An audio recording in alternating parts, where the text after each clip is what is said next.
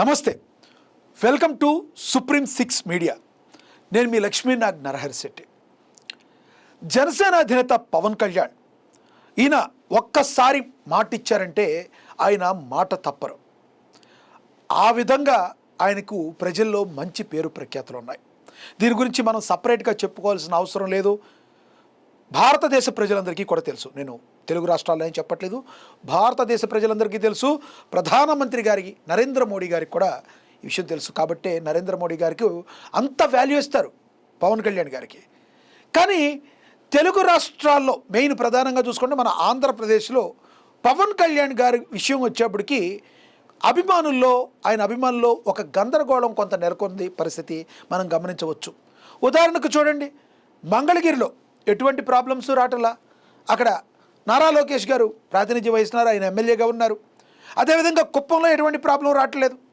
ఇక మనకు తెలుసు కడపలో కూడా ఎటువంటి ప్రాబ్లం రాదు, పులివెందుల్లో. మరి ఎక్కడ రాని ప్రాబ్లమ్స్ కేవలం పిఠాపురంలో ఎందుకు ఏదో ఒక రకంగా చిన్న చిన్న ప్రాబ్లమ్స్ క్రియేట్ చేస్తూ ఉంటారు? పోనీ జగన్మోహన్ రెడ్డి గారిని వదిలేయండి, ఆయన అంటే ఆపోజిట్లో ఉన్నారు కాబట్టి, ఆపోజిషన్లో ఉన్నారు కాబట్టి ఓకే. కూటమిలో ఎందుకు పవన్ కళ్యాణ్ గారిని టార్గెట్ చేస్తూ కొంతమంది మాట్లాడుతున్నారు అనేది $1 మిలియన్ ప్రశ్న. వర్మ గారికి కూడా నాకు పదవి లేదు అన్నందుకు ఇప్పుడు లోకేష్ బాబు గారి ఆధ్వర్యంలో ఆయన కూడా ఏదో ఒక పదవి కట్టిపెట్టారు. ఇక చాలా సంతుష్టుడై ఇక్కడి నుంచి నేను ఇంకా బాగా పార్టీ బలోపేతానికి కృషి చెయ్యండి. మీరు పార్టీ బలోపేతానికి కాకినాడ జిల్లాలో ఏం చేస్తారో చేయండి. కానీ మీరు మాట్లాడే ప్రతి మాట జన సైనికులకు, జనసేన కార్యకర్తలకు బాధ కలిగించే విధంగా ఉండకూడదు. అది మీరు గుర్తుపెట్టుకోవాలి వర్మ గారు. లేకపోతే మాత్రం అది కూటమి విచ్ఛిన్నానికి కారణమయ్యే అవకాశం చాలా స్పష్టంగా కనబడుతుంది.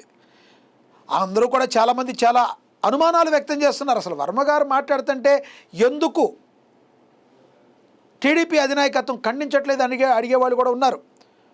ఆయన స్టార్టింగ్ డేస్లో నుంచే నారా లోకేష్ గారు ఉప ముఖ్యమంత్రి అవ్వాలంటాడు ఒకసారి ఆయన, మరొకసారి పవన్ కళ్యాణ్ గారి బొమ్మ పెద్దగా ఉంది, నియోజకవర్గంలో ఏదో ప్రోగ్రాం జరిగితే చంద్రబాబు నాయుడు గారి బొమ్మ చిన్నగా ఉందంటారు. ఎమ్మెల్యేగా ఉన్నప్పుడు ఆ నియోజకవర్గంలో ఎమ్మెల్యే గారి బొమ్మే పెద్దగా వేస్తారన్న మినిమం నాలెడ్జ్ కూడా ఆయన లేకుండా ఎందుకు వాంటెడ్లీ ఇలా చేస్తున్నారు అని ఎంతోమంది ప్రశ్నిస్తున్నారు. దీనికి సంబంధించి అసలు పిఠాపురంలో ఏం జరుగుతుంది, ఏం జరగబోతుంది, ఒక్కసారి పిఠాపురం వాసి జనసేన నేత కృష్ణవేణి గారితో ఒకసారి మాట్లాడదాం.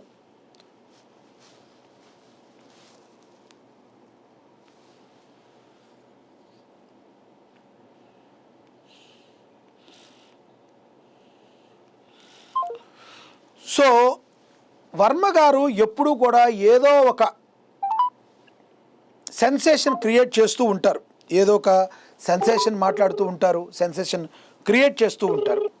మరి వర్మ గారు ఆయన గురించి ఆయన ఏమనుకుంటున్నారో అసలు ఏంటో ఒకసారి. కృష్ణవేణి గారు నమస్తే అండి. నమస్తే అండి లక్ష్మీనాథ్ గారు. సుప్రీం 6 నుంచి కాల్ చేస్తున్నానండి. అయితే ఒక్కటి చెప్పండి కృష్ణవేణి గారు, పిఠాపురం అనేది పవన్ కళ్యాణ్ గారి అడ్డా అని అందరూ కూడా మీరు జన సైనికులు చెప్తున్నారు. కానీ ఎందుకు పిఠాపురంలో ఇప్పటికీ కూడా టీడీపీ వర్మ గారి నుంచి ఎంతో కొంత నెగిటివిటీ అనేది కూటమికి ఏర్పడుతుంది? వర్మ గారు కంట్రోల్లో ఉంటారంటారా? అసలు కూటమి విచ్ఛిన్నానికి ఏమైనా ఆయన కారకులు అయ్యే అవకాశం ఉందంటారా? కార్యకర్తలందరూ కలుపుకుపోతున్నారు, ఏం జరుగుతుంది అక్కడ? లక్ష్మీనాథ్ గారు, మీకు అలాగే సుప్రీం 6 వీక్షకులకి నమస్కారం అండి. నమస్తే అండి. వర్మ గారు విషయానికి వస్తే ఫస్ట్ నుండి కూడా ఒక ఎలా ఉందంటే అండి, పిఠాపురం కాన్స్టిట్యున్సీలో మా అధినేత పవన్ కళ్యాణ్ గారు, జనసేన పార్టీ అధినేత పవన్ కళ్యాణ్ గారు పోటీ చేయడానికి వచ్చినప్పటి నుంచి కూడా ఒక పక్క టీడీపీ పార్టీ కూడా అనేక ఇబ్బందులు ఎదుర్కొన్నటువంటి పరిస్థితిని చూసామండి. గతంలో లోకేష్ గారిని కార్యకర్తలతో తిట్టించడం కానీ, దిష్టి బొమ్మ ఫ్లెక్స్ అవి తగలబెట్టించడం కానీ, ఇలాంటివి సీటు ఆయనకి రావడం లేదు అన్న టైంలో చూసాము. గతంలో అంతకు ముందు కూడా 2014 అనుకుంటా, అప్పుడు కూడా చూసాము ఆయనకి సీటు 19 అనుకుంటా. ఆయన ఇండిపెండెంట్ గా పోటీ చేసినప్పుడు మీరు అనేది ఇండిపెండెంట్ గా పోటీ చేసినప్పుడు కూడా కన్నీటి పర్యంతం అయితే పిఠాపురం నియోజకవర్గ ప్రజలు హక్కును చేర్చుకుని ఆ రోజు గెలిపించినటువంటి పరిస్థితి. తర్వాత టీడీపీ పార్టీలోనే ఆయన కొనసాగారు. ఆ తర్వాత నెక్స్ట్ పెండం దర్బాబు గారి మీద పోటీ చేసినప్పుడు కూడా ఆయన టీడీపీ అధిష్టానం టికెట్ ఇచ్చినప్పటికీ కూడా ఆ రోజు ఓడిపోయినటువంటి పరిస్థితి వైసీపీ మీద. కానీ తర్వాత 2024 వచ్చేసరికి మా అధినేత పవన్ కళ్యాణ్ గారు అక్కడికి పోటీ చేయడానికి రావడం, వర్మ గారు అక్కడ సీట్ లేకుండా అంటే ఇప్పుడు పవన్ కళ్యాణ్ గారు పిఠాపురం నియోజకవర్గం వచ్చారండి. జనసేన ఎమ్మెల్యేలు పోటీ చేసింది ఎక్కడ 21 సీట్లు మాత్రమే తీసుకున్నారు 175 సీట్లలోని కూడా. కానీ మా నేతలు 164 చోట్ల త్యాగం చేసినటువంటి 151 140 పైన త్యాగం చేశారు. 140 పైన 149 అనుకోండి పైన త్యాగం చేసినటువంటి పరిస్థితి. మరి అన్ని చోట్ల కూడా ఇలాంటి ఇబ్బంది టీడీపీకి కానీ ఇటు కలిగిస్తే గనక ఎంత ఇబ్బందులు పడతారన్నది కూడా ఆలోచించాలి. ఎందుకంటే మా అధినేత పవన్ కళ్యాణ్ గారు చాలా సహనంతో ఓర్పుతో ప్రతిసారి కూడా అందరినీ కలుపుకొని వెళ్ళిపోవడానికి ఆయన చూస్తారు. పిఠాపురం నియోజకవర్గంలో కూడా ఎవరైనా కొంచెం అగ్రెసివ్ అవుతున్నారు జనసేన కార్యకర్తలు భరించలేక ఏదైనా బయటకు చెప్తున్నారు అంటే కనుక ఆయన చాలా ఓర్పుగా సహనంగా ఉండమని చెప్తూ ఉంటారండి. అంటే ఇక్కడ కృష్ణవేణి గారు ఇప్పుడు ఆయనకి ఏదో ఒక పదవి కూడా కట్టబెట్టినట్టున్నారు. ఇకనైనా శాంతిస్తారా? ఆయన నేను ఇంకా డబుల్ వేగంతో కాకినాడ జిల్లాలో ముందుకెళ్తానంటున్నారు. వెళ్ళనివ్వండి, తప్పులేదు. కూటమి విచ్ఛిన్నానికి ఆయన కారకులయ్యే అవకాశం ఉందంటారా?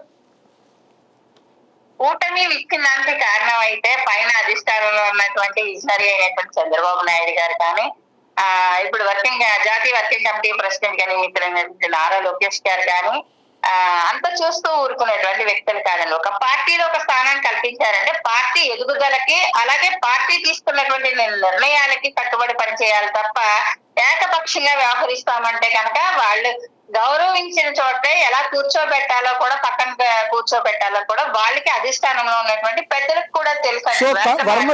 వర్మ గారు ఇక్కడి నుంచి అయినా కంట్రోల్ ఉంటారని మీరు ఆశిస్తున్నారు? అయితే వర్మ గారు కంట్రోల్లో ఉంటారని ఆశిస్తున్నాము. ఎందుకంటే మాకు అంటే ఇప్పుడు మిగతా కాన్స్టిట్యూన్స్ 21 చోట్ల మాత్రమే ఎమ్మెల్యేలు పోటీ చేశారండి. మాకు మిగతా 2 చోట్ల ఎంపీలు పోటీ చేశారు. మిగతా చోట్ల కూడా ఆశించినటువంటి వ్యక్తులందరూ త్యాగం చేయాల్సి వచ్చింది కదా. అక్కడ కూడా ఆయా నియోజకవర్గాల్లో ఇలాగే కూటమిల పార్టీలకి ఇబ్బంది, టీడీపీకి కావచ్చు ఇబ్బంది కలిగిస్తే కనుక వాళ్ళు ఏ రకంగా ఫీల్ అవుతారు. మా అధినేత కళ్యాణ్ గారు ఉన్నటువంటి చోట మాత్రం ఇబ్బందులు లేకుండా చూసుకోవాల్సినటువంటి అవసరం కూడా కూటమిలో ఉన్నటువంటి టీడీపీ అధిష్టానంలో ఉన్నటువంటి పెద్దలకు కూడా ఉందని మాత్రం మనవి చేస్తున్నాం సార్. ఎందుకంటే కార్యకర్తలు అనే వాళ్ళని ఎంత సహనంగా ఉంచగలమో మా జనసేన కార్యకర్తలు కూడా ఉడకరట్టుకుంటూ ఉంటారు.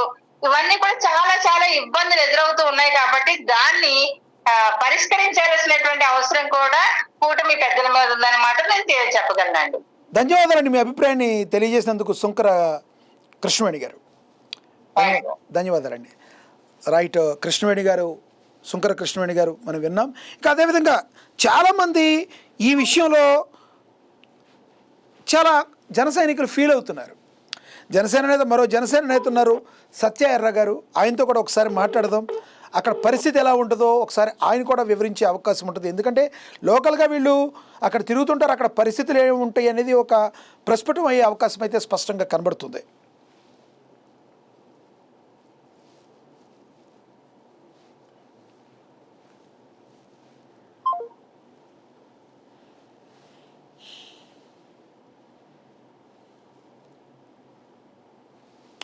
రైట్,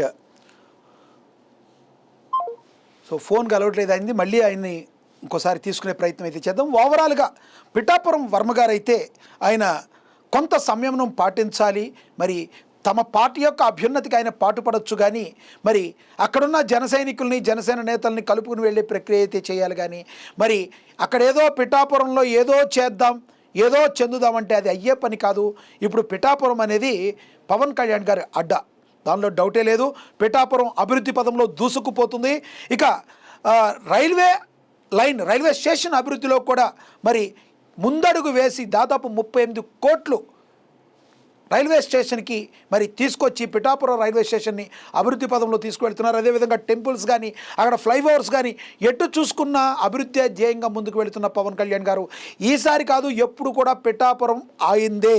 ఈసారి పిఠాపురం పవన్ కళ్యాణ్ గారు వెళ్ళి చెయ్యొప్పాల్సిన అవసరం కూడా లేదు. డైరెక్ట్గా నేను పిఠాపురం నుంచి పోటీ చేస్తున్నాను, నేను మీ పవన్ కళ్యాణ్ అంటే చాలు, ఆయన గెలుపును ఆపేది ఎవరి తరం కూడా కాదు. మరి వర్మ గారు మీరు కొంచెం మారాలి సార్. మీరు కొంచెం అడ్జస్ట్ అయ్యి సరైన విధానంలో వెళ్ళాలి. మరి మీరేమనుకుంటున్నారు ఈ విషయంలో కామెంట్ బాక్స్ రూపంలో కామెంట్ చేయండి. నమస్తే.